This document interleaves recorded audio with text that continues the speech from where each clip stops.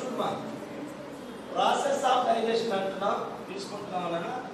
So process of digestion ఇక్కడ జీర్ణక్రియ విధానం అంటున్నాం. మరి మానవునిలో జీర్ణక్రియ, మరి మానవుని జీర్ణనాళంలో 3 ముఖ్య భాగాల్లో జరుగుతుంది అనుకున్నాం. అసలు రాయొద్దని మీకు చెప్పింది మళ్ళీ వస్తుంది ఇక్కడ. సో మానవునిలో జీర్ణక్రియ 3 ముఖ్య భాగాల్లో జరుగుతుంది. ఒకటి ఆశకుహరం అంటున్నాం, దీన్నే మనం బకెల్ క్యావిటీ అంటున్నాం, ఓరల్ క్యావిటీ అంటున్నాం. అదేవిధంగా జీర్ణాశయంలో జరుగుతుంది అంటున్నాం. సో మరి స్టమక్లో కూడా. మరి ఆ తర్వాత 3వ భాగం చిన్న ప్లేట్లో జరుగుతుంది. రేపు పరీక్షలో మానవునిలో జీర్ణక్రియ జరగని భాగం, జరిగే భాగం అన్నప్పుడు ఈ 3 బేసిస్లో చూసుకోవాలా. ఇవి కాకుండా మరి చిన్న ప్రేగు తరువాత ఉన్న పెద్ద ప్రేగు భాగంలో జీర్ణక్రియలో ఎలాంటి పాత్ర లేదు. కొంత డౌట్ వస్తుంది, ఆహార వాహికలో జరగదా సార్? జరుగుతుంది. ఎప్పుడు లాలాజలంలో ఉండే టైలిన్ పిండి పదార్థాల మీద చర్య జరుగుతూ ఉంటుంది. ప్రధానమైన ఎంజైమ్ల యొక్క చర్యలు ప్రధానంగా ఆహారం యొక్క రసాయనిక మార్పులో మరి ఎంజైమ్ల యొక్క గణనీయమైన చర్య ఈ ముఖ్య భాగాల్లో ఉంటుంది అని చెప్తాం. కాబట్టి జీర్ణక్రియలో పాల్గొనని భాగం అన్నప్పుడు మాత్రమే పెద్ద ప్రేగులు చూడాలా.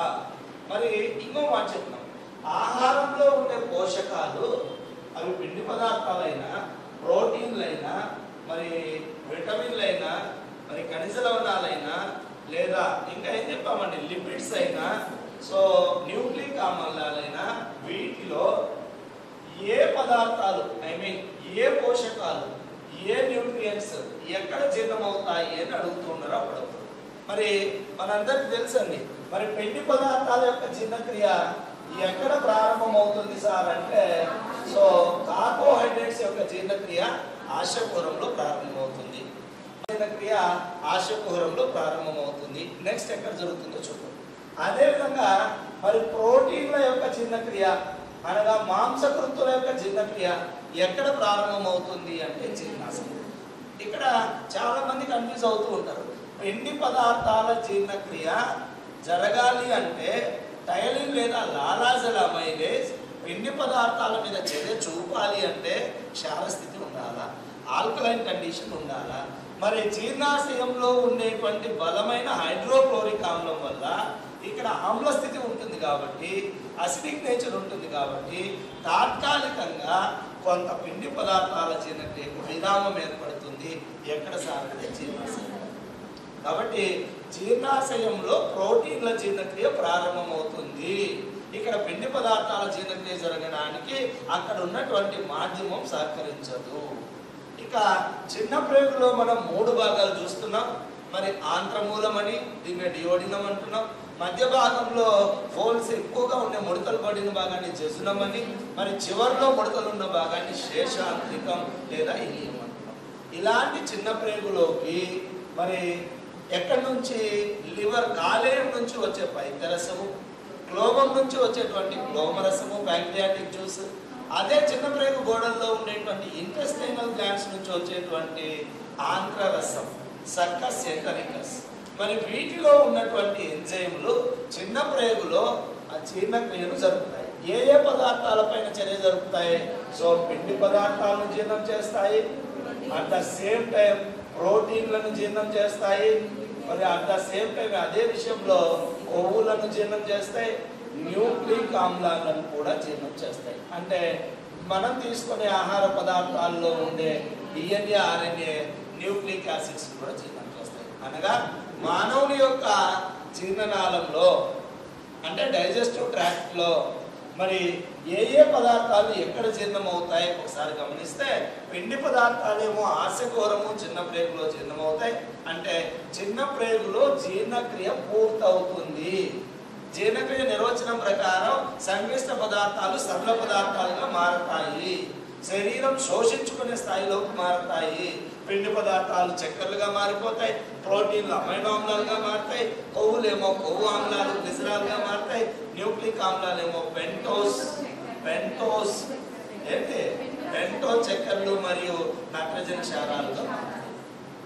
మరి ఇలా ప్రోటీన్ల జీర్ణక్రియ ఎక్కడెక్కడ జరుగుతుంది? జీర్ణాశయము మరి జీర్ణక్రియ.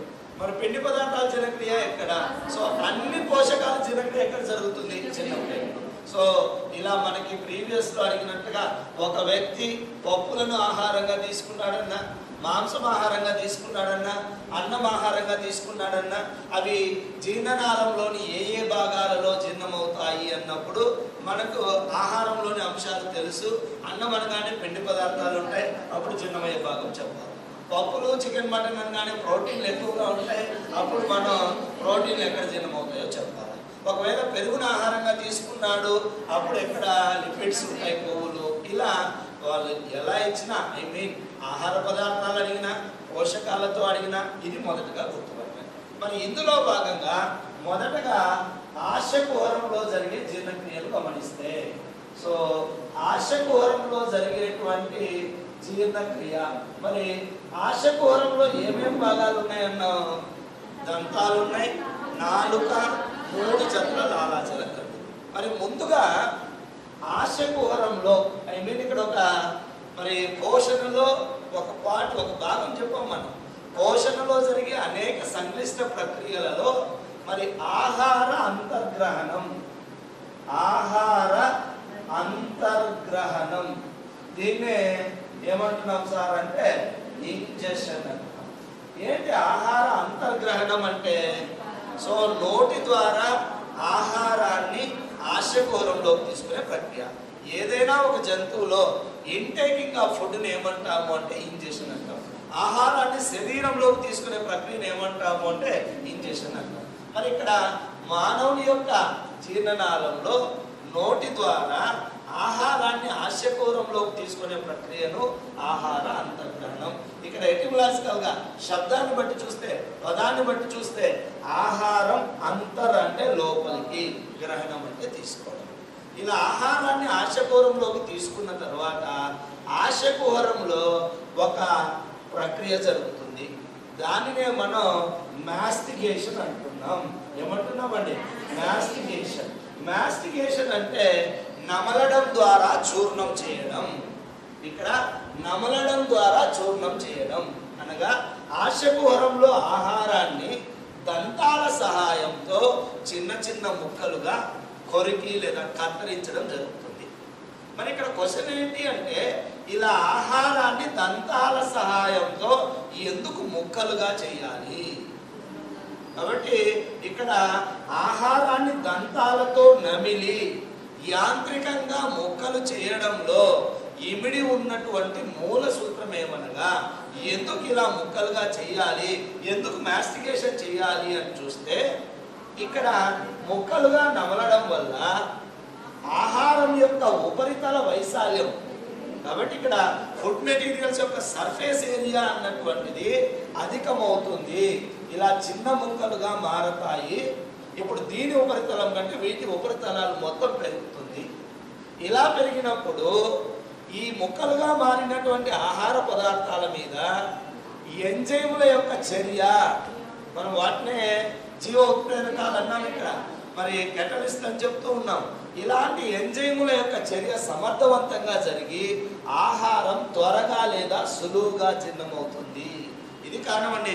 ఎందుకు ఆహారాన్ని మనం నమిలి మింగాలా, మరి ఇంత నెంబర్లో మరి చెప్తూ ఉంటారు డాక్టర్లు, బాగా ఆహారాన్ని నెమ్మదిగా నమిలి మింగాలి. ఇలా నమలడం వల్ల, ఆహారం నమిలి ముక్కలు చేయడం వల్ల, చూర్ణంగా చేయడం వల్ల మరి ఆహారము మరి ఎంజైముల చర్యకు సమర్థవంతంగా లోనవుతుంది, త్వరగా జీర్ణమవుతుంది. కాబట్టి ఇదే విషయాన్ని మనకు ఒక చిన్న ఎక్స్పెరిమెంట్ తో చెప్తూ ఉన్నారు. ఆ ఎక్స్పెరిమెంట్ ఏంటి సార్ అంటే, చాక్ పీస్ ఆఫ్ చాక్, మరి చాక్ పీస్ మరియు వెనిగర్ ప్రయోగంలో ఇక్కడ మరి ముక్కలుగా చేసినటువంటి చాక్ పీస్ ముక్కలను ఒక వెనిగర్ డబ్బాలో వేస్తాం, మరి ముక్కలుగా చేయనటువంటి చాక్ పీస్ ని ఇంకొక దాంట్లో తీసుకుంటాం. మరి రెండిట్లో ఏది త్వరగా మెల్ట్ అవుతుంది, రెండిట్లో ఏది కరిగిపోతుంది అంటే ముక్కలుగా చేయడం. ఇక్కడ చాక్ పీస్ ముక్కలు దేన్ని మరి మనకు పోలి ఉంటాయి అంటే ఆహారం ముక్కల్ని. మరి ముక్కలుగా చేయని చాక్ పీస్ మరి ఆహారము మరి మనం తీసుకున్న ఆహారంతో పోల్చవచ్చు. ఇక్కడ వెనిగర్ అన్నటువంటిది మన జీర్ణరసాలతో పోల్చవచ్చు.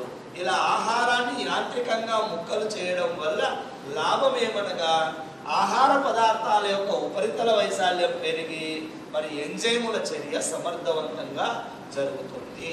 మరి ఇలా ఆశకుహరంలో దంతాల సహాయంతో ఆహారం నమలబడుతున్నప్పుడు నేను చెప్పాను మీకు, దవడలో ఉండేటువంటి ఉపరితల కండరాలు లేదా బాహ్య కండరాలు ఇలా ఆహారాన్ని నమిలేటప్పుడు నాలుక ఆహారాన్ని దంతాల మధ్యకు నెట్టడానికి, అలా దంతాల మధ్య నెట్టి ఆహారం కొరికి కత్తిరించడానికి ఏ కండరాలు తోడ్పడతాయంటే ఉపరితల కండరాలు.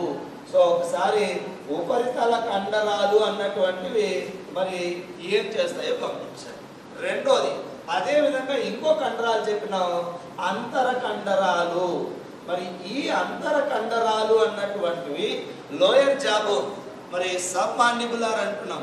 మరి క్రింది దవడ ఎముకని కదిలించడంలో మరి ఏంటి సార్ అంటే క్రింది దవడను పైకి క్రిందకు మరి ముందుకు వెనుకకి ఇలా లోయర్ జాబోన్లో ఇలాంటి కదలికకు కారణమయ్యే కండరాలు దవడలో ఉన్నటువంటి అంతర కండరాలు. అయితే ఇంకో మాట చెప్పాం, ఈ అంతర కండరాల కదలికలను నియంత్రించే కపాల నాడి ఏది అంటే 5వ కపాల నాడి.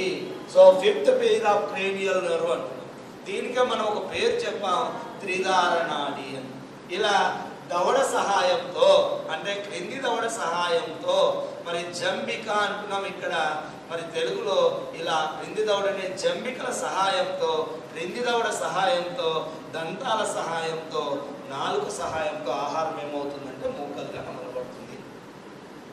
మరి ఇలా ఆహారం ముక్కలుగా నమలబడే సమయంలో లాలాజల గ్రంథుల నుండి విడుదలైనటువంటి లాలాజలం అన్నటువంటి జీర్ణరసం ముక్కలుగా నమలబడినటువంటి ఆహారంతో కలిసి, ఇక్కడ చూడమా, లాలాజలము ప్లస్ ముక్కలుగా నమలబడినటువంటి ఆహారం ఈ రెండింటిని మిశ్రమంగా కలపడంలో తోడ్పడే భాగం ఏది అంటే నాలుక. మరి లాలాజలంలో ఉన్నటువంటి శ్లేష్మం అనే పదార్థం, లాలాజలంలో ఉండే శ్లేష్మం, దీన్నే మనం ఏమంటున్నాం సార్ అంటే మ్యూసిన్ అంటున్నాం. ఏమంటున్నామంటే మ్యూసిన్. మరి ఈ లాలాజలంలో ఉండే శ్లేష్మము ఆహారాన్ని మరి ఎలా చేస్తుంది సార్ అంటే స్లిమి అంటే జిగటగా మారుస్తుంది, ఒక ముద్దలాగా మారుస్తుంది. మరి ఇలా జిగురు ముద్దలాగా ఆహారం తయారవుతుంది. దీనినే మరి బోలస్ అంటున్నాము. ఇంపార్టెంట్ అండి. బోలస్ అనగా ఆశకుహరంలో దంతాల చేత నమలబడి లాలాజలం కలపబడి జిగురు ముద్దగా మారిన ఆహారం. కాబట్టి ఆశకుహరంలో జిగురు ముద్దగా మారిన ఆహారాన్ని బోలస్. అదే జీర్ణాశయంలో పాక్షికంగా జీర్ణమైన ఆహారాన్ని ఖైమ్ అంటాం. చిన్న ప్రేగులో పూర్తిగా జీర్ణమైపోయి ద్రవరూపం అయితే ఖైల్ అంటాం. అదే రూమినేట్ అనిమల్స్ నెమరువేయి జంతువుల్లో పాక్షికంగా జీర్ణమైన ఆహారాన్ని ఖడ్ అంటాం. కాబట్టి ఒక సైడ్లో మనం బోలస్ అని ఎక్కడంటామో గుర్తుపట్టాలా, ఆశకుహరంలో పాక్షికంగా నమలబడిన ఆహారం. మరి ఖైమ్ అని ఎక్కడంటామో గుర్తుపట్టాలా, జీర్ణాశయంలో పాక్షికంగా నమలబడిన ఆహారం, అర్ధఘన రూపంలో ఉన్నటువంటిది, సెమీ సాలిడ్ స్టేట్లో ఉన్నటువంటిది. అదే పూర్తిగా జీర్ణమైనటువంటి చిన్న ప్రేగులో పూర్తిగా లిక్విడ్ స్టేట్లోకి వచ్చిన ఆహారాన్ని ఏమంటామంటే మరి ఖైల్ అంటాం. ఈ 3 పదాలు ఇంపార్టెంట్ అండి. ఇక నెమరువేయి జంతువులలో, రూమినేట్ జంతువుల్లో, ఆవులు, గేదెలు, మేకలు ఇలాంటి వాటిలో పాక్షికంగా నమలబడిన అంటే ఇక్కడ ఆ జంతువులు మరి గడ్డిని తినేటప్పుడు వేగంగా కొరికి నమలకుండా రూమెన్లోకి పంపిస్తాయి, ప్రథమాశయంలోకి. అక్కడ జస్ట్ కొద్దిగా జీర్ణమవుతుంది, మళ్ళీ దాన్ని నోట్లోకి తెచ్చుకొని నములుతాయి. అలా పాక్షికంగా నెమరువేయి జంతువులలో పాక్షికంగా జీర్ణమైనటువంటి ఆహారాన్ని ఏ జంతువులలో, నెమరు వేసే జంతువులలో, రూమినెంట్ యానిమల్స్ లో ఏమంటాం సార్ అంటే ఖండ్. మరి ఇక్కడ మనం ఇప్పుడు మాట్లాడుతున్నది ఆశకుహరంలో పాక్షికంగా నమిలిన ఆహారాన్ని ఏమంటామంటే బోలస్ అంటాం. కాబట్టి ఇప్పుడు ఆశకుహరంలో బకెల్ క్యావిటీలో ఏమేం మార్పులు వచ్చాయో ఒకసారి గమనిస్తే, ఆహార అంతర్గ్రహణం జరిగింది, దంతాల చేత ముక్కలుగా నమలబడింది. మరి ఇక్కడ నమలడం ద్వారా చూర్ణం చేయడం, మాస్టికేషన్ అనే ప్రక్రియ జరుగుతుంది. మరి మాస్టికేషన్ వల్ల ఉపయోగం ఏమి అంటే ఆహారం ఉపరితల వైశాల్యం పెరిగి ఎంజైముల చర్యకు సమర్థవంతంగా లోనవుతుంది. మరొక అంశం, ఇక్కడ దవడలలో క్రింది దవడలో ఉన్నటువంటి ఏ కండరాలు ఇక్కడ ఆహారం యొక్క మరి నమిలే ప్రక్రియలో తోడ్పడుతున్నాయన్న. మరి లాలాజలంలో ఉన్నటువంటి మరి ఏ అంశం బోలస్ ఏర్పడడంలో తోడ్పడుతుంది. ఎందుకు బోలస్ గా మారాలా అని కొంత డౌట్ రావచ్చండి. మరి ఇక్కడ జిగురు ముద్దగా మారడానికి కారణం జీర్ణనాళం గొట్టం వంటి నిర్మాణం అని చెప్పుకున్నాం. డైజెస్టివ్ ట్రాక్ట్ అన్నటువంటిది ఒక పోలుగా ఉన్నటువంటి ఖాళీగా ఉన్నటువంటి ఒక పైప్ లైక్ స్ట్రక్చర్ కాబట్టి దానిలో సులువుగా ప్రయాణించడానికి బోలస్ రూపంలోకి మారుతుంది.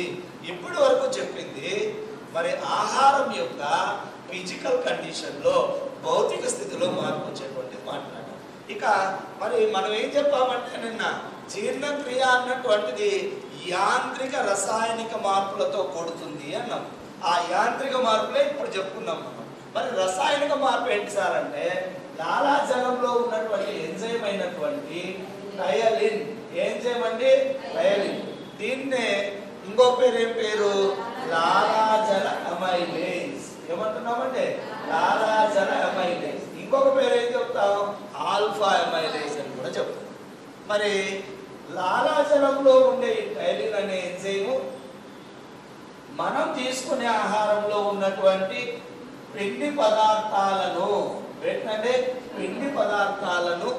టైలిన్ అనే ఎంజైము ఎలా మారుస్తుంది సార్ అంటే మరి మాల్టోస్ అనేటువంటి చక్కెరగా డైసాకరైడ్ గా మారుస్తుంది. ఇక్కడ డైసాకరైడ్ అనగా రెండు షుగర్ మాలిక్యూల్స్ ఉన్నటువంటి వాటిని, రెండు చక్కెర అణువులు ఉన్నటువంటి వాటిని మాల్టోస్ అంటాం. కొన్ని డైసాకరైడ్లను గమనిస్తే, కొన్ని డైసాకరైడ్లను చూస్తే మీకు తెలిసిన కొన్ని చెప్పండి. కొన్ని డైసాకరైడ్స్ లో సూక్రోజ్. ఏంటంటే సూక్రోజ్. దీన్నే మనం మరి ఎక్కడ చూస్తాం? టేబుల్ షుగర్ అంటుంటాం. మన ఇంట్లో మనం టీ కాఫీల్లో వేసుకుంటూ ఉంటాం. దీన్ని దేని నుంచి తయారు చేస్తారు? యాక్చువల్గా చెరకు నుంచి, బీట్రూట్ నుంచి తయారు చేస్తారు. మరి దీన్నే కేన్ షుగర్ అని కూడా చెప్తాం. ఎందుకు? షుగర్ కేన్ నుంచి వస్తుంది కాబట్టి. మరొక డైసాకరైజ్ ఏంటి సార్ అంటే లాక్టోస్. దీన్నే మరి అతి తక్కువ తీయనైన చక్కెర, లోయెస్ట్ స్వీట్ గా ఉంటుందండి ఈ షుగర్. అందుకే మనం పాలు ఖాళీగా తాగితే మనకు చప్పగా అనిపిస్తాయి. అందుకే మళ్ళీ షుగర్ యాడ్ చేస్తాం. మరి పాలలో చక్కెర లేదా? ఉంది. అతి తక్కువ తీయనైన చక్కెర ఏది అంటే లాక్టోస్. మరి అతి ఎక్కువ తేనె చక్కెర ఫ్రక్టోస్. దేనిలో ఉంటుంది? ఫ్రూట్స్ లో ఉంటుంది, తేనెలో ఉంటుంది. కాబట్టి ఇక్కడ మరి సూక్రోజ్, లాక్టోస్, మాల్టోస్. ఏంటండి? మాల్టోస్. ఇక్కడ మాల్టోస్ అనేది కూడా ఒక డైసాకరైడ్. అంటే ఈ మాల్టోస్ అయినా, లాక్టోస్ అయినా, సూక్రోజ్ అయినా రెండు షుగర్ మాలిక్యూల్స్ కలిపి ఏర్పడతాయి. మరి ఒకసారి చెప్పండి, మరి సూక్రోజ్ వేటి కలయిక వల్ల ఏర్పడుతుంది? Glucose plus fructose. కాబట్టి సూక్రోజ్ లో ఉన్నటువంటి రెండు మోనోసాకరైడ్లు ఏంటి సార్ అంటే గ్లూకోజ్ ప్లస్ ఫ్రక్టోస్. కాబట్టి గ్లూకోజ్ ఫ్రక్టోజ్ కలిస్తే ఏం ఏర్పడుతుంది సార్ అంటే సూక్రోజ్. అదేవిధంగా లాక్టోస్ అనే దాంట్లో గ్లూకోజ్ ప్లస్ గెలాక్టోస్. ఇలా రెండు మోనోసాకరైడ్లు కలిసి మరి లాక్టోస్ ని ఏర్పరుస్తాయి. ఇక మాల్టోస్ లో రెండు గ్లూకోజ్లు ఉంటాయండి. రెండు గ్లూకోజ్ల కలయిక వల్ల ఏర్పడేటువంటి డైసాకరైడ్ ఏది అంటే మాల్టోస్. అయితే ఇక్కడ మాల్టోస్ గురించి ఒకటి గుర్తుపట్టండి. మాల్టోస్ అన్నటువంటిది బయట మనకి ఇప్పుడు సూక్రోజ్ దొరికినట్టుగా, లాక్టోస్ దొరికినట్టుగా, ఫ్రక్టోస్ దొరికినట్టుగా మనకు బయట సహజ స్థితిలో లభించదు. రెండు కండిషన్లోనే లభిస్తుంది మాల్టోస్. ఒకటి, మొలకెత్తిన విత్తనాలు అంటే స్ప్రౌటెడ్ సీడ్స్. మొలకెత్తినటువంటి విత్తనాలలో పిండి పదార్థం నిలువ ఉంటుంది, దాంట్లో ఉంటుంది. అంటే దాని నుంచి పొందొచ్చు. అంటే విత్తనాలు మొలకెత్తేటప్పుడు విత్తనాలలో ఉండే బీజదళాలలోని పిండి పదార్థాలలో రసాయనిక చర్యలు జరిగినప్పుడు మాల్టోస్ వస్తుంది. రెండోది, ఇప్పుడే చెప్పినాం, జంతువు తీసుకున్నటువంటి ఆహారంలో ఉండే స్టార్చ్ లేదా పిండి పదార్థం జంతువు తీసుకున్నటువంటి ఆహారంలో ఉండే పిండి పదార్థాల మీద అమైలేజ్ చర్య వల్ల ఏం తయారవుతుందంటే మాల్టోస్. మాల్టోస్ అనేది ఒక డైసాకరైడ్, అంటే 2 చక్కెర అణువులు ఉండేటువంటి పదార్థం. ఇది మరి ఏ పదార్థం జీర్ణక్రియలో అంటే పిండి పదార్థం. మరి ఆశకూరంలో ప్రోటీన్ల జీర్ణక్రియ జరుగుతుందా? జరగదు. కొవ్వుల జీర్ణక్రియ జరుగుతుందా? జరగదు. న్యూక్లిక్ ఆమ్లాల జీర్ణక్రియ స్టార్ట్ అవుతుందా? జరగదు. ఎందుకని? ఇక్కడ వాటి మీద ప్రభావం చూపే ఎంజైములు లేవు, ఉండవు.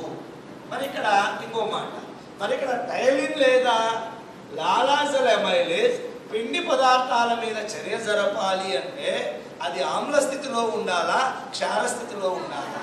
నేను మీకు చెప్పాను, ఒక ఎంజైమ్ యొక్క క్రియాశీలత, ఒక ఎంజైమ్ యొక్క యాక్టివిటీ అన్నటువంటిది దాని పని విధానం అనేది 3 అంశాల మీద ఆధారపడుతుంది. ఒకటి pH విలువ మీద, 2 అదస్థ పదార్థం అంటే మనం ఇప్పుడు చెప్పేటువంటి పిండి పదార్థాల, ప్రోటీన్ల, కొవ్వుల ఇలాంటి మరి అదస్థ పదార్థ పరిమాణం మీద, 3వది ఇంకొక అంశం ఏం చెప్పుకున్నాం సార్ అంటే ఉష్ణోగ్రత మీద. కాబట్టి ఇక్కడ టైలిన్ పిండి పదార్థాల మీద చర్య జరపాలి అంటే మరి కంపల్సరీ ఇక్కడ ఏ మాధ్యమం ఉండాలి సార్ అంటే క్షార స్థితి ఉండాలి. కొంతమందికి డౌట్ వస్తుంది, సార్ మనం నిమ్మకాయ పులుసు పెట్టుకొని తింటాం కదా, అప్పుడేంటి? అప్పుడు కూడా జీర్ణక్రియ జరుగుతుంది, బట్ నెమ్మదిగా జరుగుతుంది. అంటే పిండి పదార్థాల మీద టైలిన్ యొక్క చర్య ఆమ్ల మాధ్యమంలో చాలా నెమ్మదిగా ఉంటుంది. బట్ పిండి పదార్థాల మీద టైలిన్ సమర్థవంతంగా చర్య జరపాలి అంటే క్షార మాధ్యమం, క్షార స్థితి, ఆల్కలైన్ స్థితి ఉండాలి. కాబట్టి ఇక్కడ ఇది దేనిలో జీర్ణక్రియ అంటే ఆశకూరం. ఫైనల్ గా చూస్తే ఆహార అంతర్గ్రహణం జరుగుతుంది, మాస్టికేషన్ అంటే నమలడం ద్వారా మరి చూర్ణం చేయడం అనే ప్రక్రియ జరుగుతుంది, బోలస్ అనేటువంటి తయారవుతూ ఉంది. అదేవిధంగా పిండి పదార్థాలు మాల్టోస్ గా, మరి ఇంకొక మాట ఏంటి ఫైనల్ గా అంటే లాలాజలంలో లైసోజైమ్ అనే ఎంజైమ్ ఉంటుంది, లైసోజైమ్ అనే ఎంజైమ్ కూడా ఉంటుంది. ఈ లైసోజైమ్ అనే ఎంజైమ్ ఆహారంతో పాటు వచ్చిన, మనం అంతర్గ్రహణంలో ఆహారాన్ని తీసుకున్నప్పుడు ఆహారంతో పాటు వచ్చిన బ్యాక్టీరియాలను, లైసోజైమ్ అన్నటువంటిది ఆహారంతో పాటు తీసుకున్నటువంటి బ్యాక్టీరియాలను మరి నశింప చేయడంలో, జీర్ణం చేయడంలో, చంపివేయడంలో తోడ్పడుతుంది. ఏ ఎంజైమ్ అది? లైసోజైమ్. దీనికి జీర్ణక్రియలో పాత్ర లేదు, కానీ మరి సూక్ష్మజీవులు ఏవైనా ఎంటర్ అయితే వాటిని తొలగించడంలో తోడ్పడుతుంది. ఇది మొదటగా ఆశకూరంలో జరిగే జీర్ణక్రియ. సో ఫైనల్ గా ఆశకూరంలో ఏ పోషకాల జీర్ణక్రియ ప్రారంభమవుతుంది? పిండి పదార్థాలు, కార్బోహైడ్రేట్స్. ఏ పోషకాల జీర్ణక్రియ ప్రారంభం అవ్వదు? అదో ప్రోటీన్లు కానీ, కొవ్వులు కానీ. సో న్యూక్లిక్ యాసిడ్స్ జీర్ణక్రియ ప్రారంభం అవ్వదు.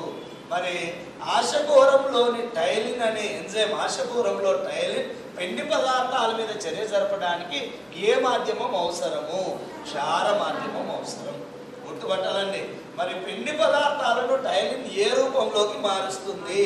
మాల్టోస్. మాల్టోస్ అనేది ఒక ఏ సాకరైడ్? డైసాకరైడ్. కొన్ని డైసాకరైడ్లకు ఎగ్జాంపుల్స్ చెప్పండి. Maltose, sucrose, lactose. మరి లాక్టోస్ ఏ మోనోసాకరైడ్ల కలయిక? Lactose, lactose, galactose. చూసుకోండి అక్కడ గ్లూకోజ్ ప్లస్ గెలాక్టోస్. అక్కడ లాక్టోస్ లో గెలాక్టోస్ అవి కన్ఫ్యూజ్ కాకుండా చూసుకోండి. మరి మాల్టోస్ ఏ మోనోసాకరైడ్ల కలయిక? 2 గ్లూకోజ్ల కలయిక. మరి ఇక్కడ సూక్రోజ్ వేటి కలయిక? Glucose plus fructose. ఎందుకు ఇక్కడే చెప్పానంటే ఫైనల్ గా మీరు చిన్న ప్రేగులో మరి జీర్ణక్రియ అక్కడ మనం డైసాకరైడేజ్ అనే ఎంజైమ్ చెప్పినాం, సూక్రేజ్, లాక్టేజ్, మాల్టేజ్ అని. అలాంటి డైసాకరైడేజ్ ఎంజైములు వీటిని ఇలా మారుస్తాయి, దాంతో జీర్ణక్రియ పూర్తి అవుతుంది. అందుకు ముందే ఇక్కడ డైసాకరైడ్ ఏంటి ఒకసారి పరిచయం చేశాను. మరి ఇక్కడ ఆశకూరంలో ఆహారం యాంత్రికంగా, ఆశకూరంలో ఆహారం దంతాల సహాయంతో ఎందుకు ముక్కలుగా చేయబడుతుంది? ఇంపార్టెంట్ అని కొంచెం గుర్తుపట్టాలి. మరి ఇక్కడ లాజిక్ గా ఆలోచన చేయాలి. ఆహారం యొక్క ఉపరితల వైశాల్యం ఎప్పుడు? ముక్కలుగా చేయనప్పుడు, మరి కత్తిరించినప్పుడు, కొరికినప్పుడు మరి ఉపరితల వైశాల్యం పెరిగి ఎంజైముల చర్య సమర్థవంతంగా జరుగుతుంది. నెక్స్ట్ మనం ఇప్పుడు దేనిలో మాట్లాడాలి సార్ అంటే జీర్ణాశయం. మరి ఇక జీర్ణాశయంలో జీర్ణక్రియ విషయానికి వస్తే, జీర్ణాశయంలో మనం ఆల్రెడీ చెప్పుకున్నామండి, జీర్ణాశయం యొక్క గోడల నుండి విడుదలయ్యేటువంటి జీర్ణరసం ఏంటి? Gastric juice. ఏంటంటే